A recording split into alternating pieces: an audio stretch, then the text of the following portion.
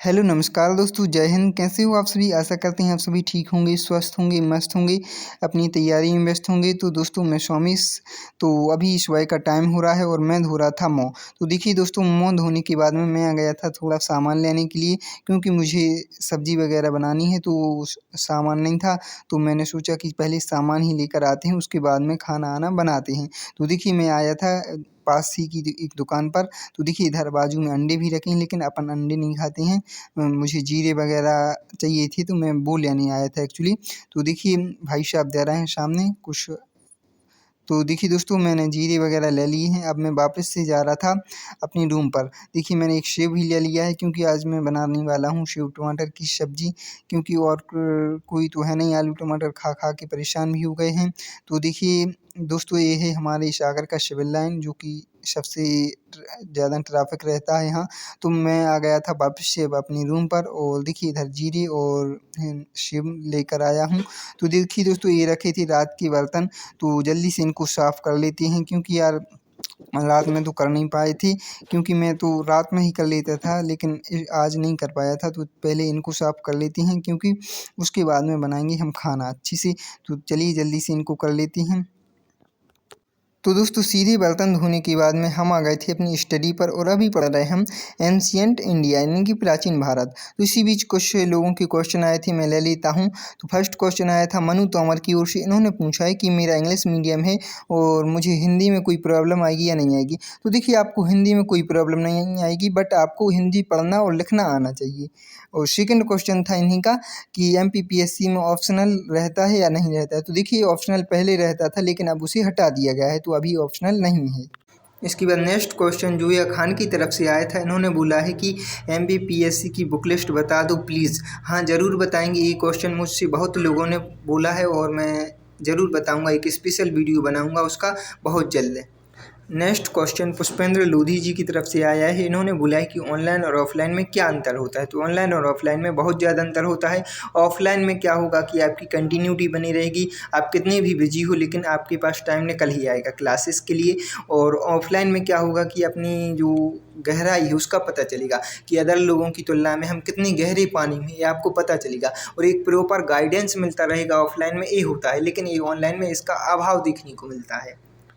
इसके बाद next question रक्षा सैनी की तरफ से आया है। इन्होंने बोला है कि भैया सागर की कोई बेस्ट कोचिंग बता दो, मुझे ज्वाइन करनी है। तो देखिए सागर में भी बहुत सारी कोचिंग है, लेकिन मैं आपको बेस्ट कोचिंग आपने पूछा है तो मैं बता देता हूँ। देखिए खरी क्लासेस सिविल लाइन पर है, और यहाँ पर आपको क्या होगा कि मेंस तक की तैयारी कराई जाती। बाकी और जगह आप जाओगे तो यहाँ वहाँ पर आपको मेंस नहीं मिलेगा, बस प्री ही मिलेगा, और प्री भी मतलब उतनी गहराई लेवल में नहीं जा पाएगा, लेकिन खरी क्लास में आपको मेंस तक की तैयारी करा दी जाएगी। इसके बाद नेक्स्ट क्वेश्चन पूछा है मोहित राय ने। इन्होंने बोला है कि MPPSC के लिए हमें NCERT बुक्स पढ़नी चाहिए या नहीं पढ़नी चाहिए। तो देखिए ये अपने ऊपर डिपेंड करता है कि आपके पास कितना टाइम है। आपके पास ज़्यादा टाइम है तो आप पढ़ सकते हो, यदि कम टाइम है आपके पास में तो बुक से ही करो, रहने हुए NCERT। इसके बाद एक और क्वेश्चन जो आपका आगे आएगा, लेकिन मैं उसको यहीं पर क्लियर कर देता हूँ कि आप क्या पढ़ रहे हो। आप आगे क्वेश्चन आएगा मुझे पता है। तो मैं अभी पढ़ रहा था महाजनपद काल। महाजनपद काल एक्चुअली मैंने पहले भी पढ़ लिया है, लेकिन मैंने इतनी गहराई से नहीं पढ़ा था। तो यदि आप PSC कर रहे हो तो आपको गहराई में जाना तो बहुत ज़रूरी है। अब इतनी गहराई में भी नहीं जाना है कि उसमें आपने PhD ही करने लगे उसमें। तो ये इतनी गहराई में भी नहीं जाना है, लेकिन थोड़ी गहराई में आपको जाना पड़ेगा, क्योंकि यदि आप फैक्ट पढ़ते हो तो इससे आपका काम नहीं होने वाला है। तो आप थोड़ी गहराई में जाना भी ज़रूरी है।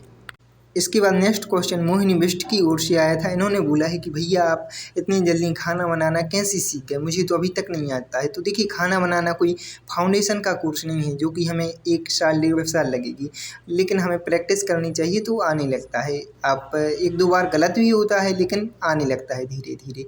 तो दोस्तों लगभग 2 घंटे हो चुके हैं, और अभी हम बना लेते हैं खाना, क्योंकि खाना अभी तक खाया भी नहीं है, तो खाना खाना भी ज़रूरी है।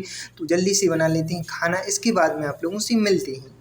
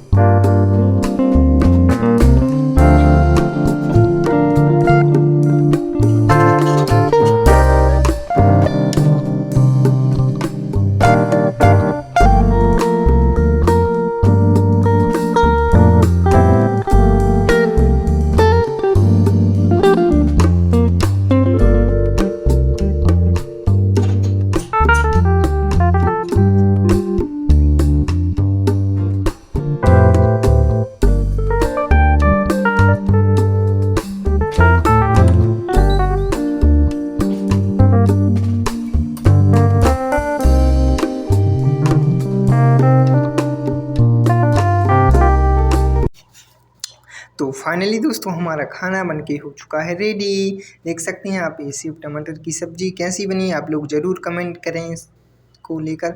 तो देखिए दोस्तों, यहाँ पर बहुत ज़्यादा गंदा हो रहा है क्योंकि यहाँ से खाना बनाया है, तो जल्दी से इसको साफ़ कर लेते हैं क्योंकि अच्छा नहीं लगता है यार, गंदगी रहती है तो माइंड भी मतलब स्थिर नहीं रहता है, तो इसलिए साफ़ सफाई बहुत ज़रूरी है। आप लोग भी यदि अपनी बाहर रहते हैं तो अपने रूम में ज़रूर साफ़ सफाई रखें, इससे आपका माइंड भी स्थिर रहेगा और पढ़ाई में भी मन लगेगा। तो दोस्तों इसके बीच आप खा लेते हैं खाना क्योंकि भूख लग रही है यार, तो खाना भी बन गया है। दोस्तों देखिए, सब्जी एक्चुअली कम थी तो ख़त्म ही हो गई थी, फिर यहाँ से बाजू से ही 15 रुपये की दाल लेकर आया हूँ। दोस्तों ये होती है स्टूडेंट लाइफ। आप लोग सोचते हो, कुछ लोग सोचते हैं स्टूडेंट लाइफ बहुत ही अच्छी होती है, तो उनको भी एक बार बाहर रहकर तैयारी करना चाहिए, जो जिनको लगता है कि स्टूडेंट लाइफ बहुत अच्छी होती है। दोस्तों इसी बीच लगभग सो लिया था 2 घंटे खाना खा के, और अब करने लगे हम पढ़ाई। क्योंकि देखिए अभी ये मैंने नोट्स बनाए थे तो इन्हीं का रिवीजन कर रहा हूँ। एक्चुअली ये पॉलिटी के नोट्स हैं तो इनका रिवीजन मैं कर रहा हूँ। दोस्तों आप लोगों को एक कमेंट मेरे लिए ज़रूर करनी है और उसमें बताना है कि आप लोग कहाँ कहाँ से हो, क्योंकि मुझे भी तो पता चले कि आप लोग कहाँ कहाँ से मुझसे जुड़े हो, कितनी दूर से जुड़े हो, ये मुझे पता चले। तो दोस्तों इसी बीच लगभग 10 बज चुके थे और रात का खाना बनाया है अब हमने।